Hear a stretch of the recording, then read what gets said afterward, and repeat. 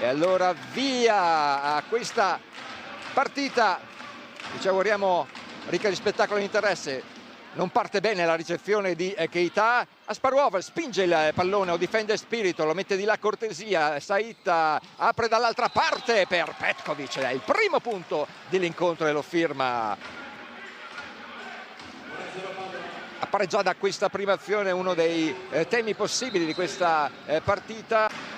Desmet, vediamo se si ripete, stavolta la batte meno potente. Poi c'è un diagonale notevolissimo da parte di Shaposkov. E poi Shaposkov, nastro, Saita, palla dietro per Desmet. Ran Takashi. Il giapponese la tira su Modric. Palla in testa a Spirito. Modric! Datemi un goniometro, che angolo ha trovato, incredibile, incredibile angolo di Modric. Di Perrin, adesso c'è di nuovo Keita in campo, ma Modric al servizio, la tira non a tutta velocità, ma è secondo arbitro.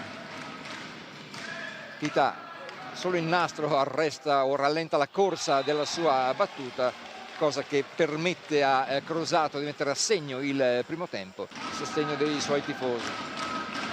Grozdanov, c'è Takashi in ricezione, però approfitta di qualche sbandamento supplementare. Questa infrazione fischiata a Padova non ha certamente aiutato il morale. Palleggio di Modric, pallonetto di Keita e poi il muro su Takashi, situazione che parrebbe compromessa in questo set per Padova, ma vediamo, intanto si insiste su Keita, palla comunque per lui, e beh, non riceverà benissimo, ma poi è entrato appunto Gardini, gran battuta, tiene in qualche modo la ricezione Modric e poi impetuoso,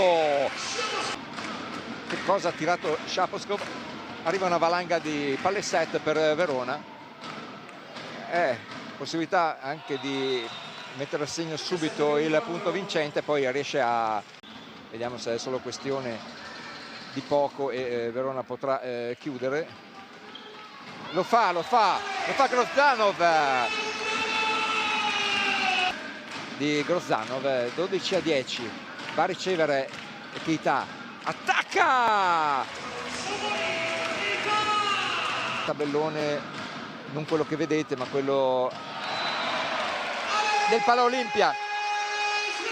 Grozdanov, 15-11, davvero rimarchevole, 17-12. Keita, Spirito, Cortesia,